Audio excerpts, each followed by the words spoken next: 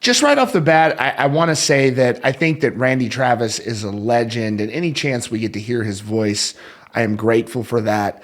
This is a question about technology and music, and this situation is one that is drawing controversy with fans, and it does unfortunately involve Randy Travis. And so this is not to say that we don't think Randy Travis is wonderful and he's a legend. This is more so about the decision to put this individual song forward, what it means for music in general, what the fans are willing to accept, and how this is going to be received. And to be honest with you, it hasn't been received very well. And so this is an AI song that has been released by a major label, and that label has recreated Randy Travis's voice. It's his first song released since 2013. Of course, Randy Travis has not been able to sing. This is heartbreaking because of a stroke that he suffered, which many of you are aware of back in 2013.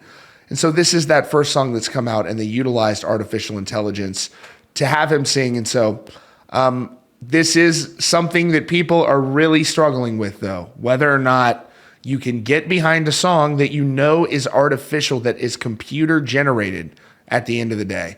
So let's take a look more at this article from The Verge that kind of breaks out the specifics into what went on with this song behind the scenes. So this is from The Verge. I've linked to it in the description. It says Randy Travis gets his voice back in a new Warner AI music experiment. And, again, I don't know how well the country music fans are going to take to this. And we love Randy Travis and we love his music. And so he's got a lot of it out there. He's got a lot of music. So much great music out there. So this is really interesting. And, you've got songs like Forever and Ever, Amen, just all-time legendary tracks. How was this song made specifically? I don't know the specifics yet, so I'm interested in learning. Is this a real song that he wrote, that they enhanced his voice, or did they generate the vocals? If the vocals are generated, I think a lot of people are going to take issue with this. Let's see. So right up top, it says, for the first time since the 2013 stroke left Randy Travis unable to speak or sing, he's released a new song, but he didn't sing it, though. Instead, the vocals were created with AI software and a surrogate singer. So someone else sang it, and then they used their voice to convert it into Randy Travis's voice. We love Randy Travis. This is not about him.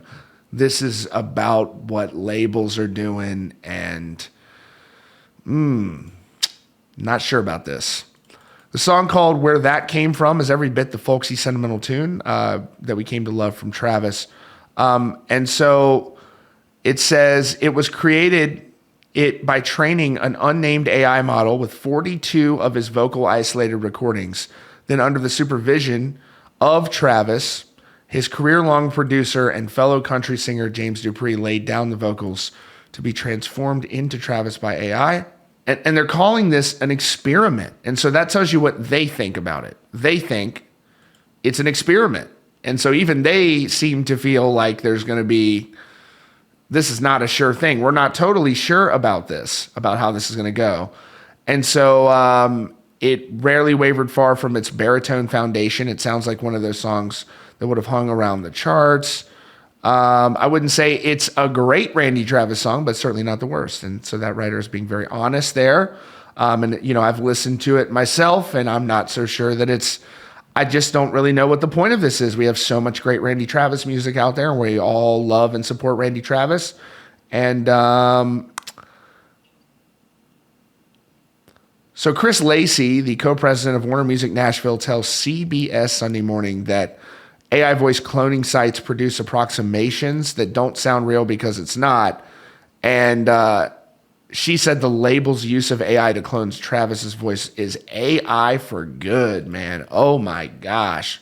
We've got to get some consultants on the phone at these labels, and a little dystopian there. Right now, Warner can't really do much about AI clones that it feels don't fall under the heading of AI for good. There's people that's just talking about legislation. They're trying to get some control over that. And, there is a real question to be asked about if you're using AI to make it sound exactly like an artist, that artist is probably for sure entitled to some revenue from making it sound exactly like them.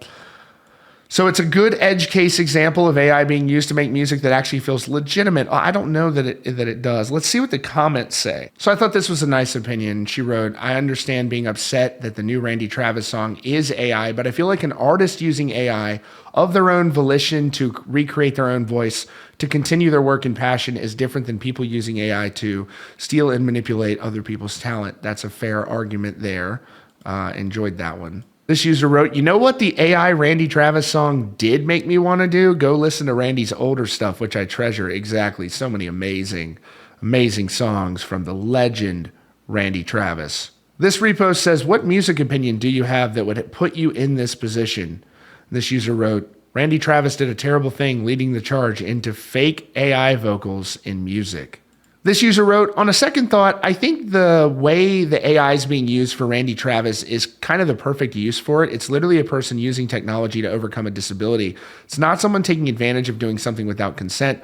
More power to him. Good song too. I like that opinion as well. This user wrote, the AI Randy Travis thing is difficult too because it was total bait and switch. No mention of AI from anyone until after the song was released so they can get those day one streams. Had me hopeful he would sing like that again. It was a betrayal of trust, really.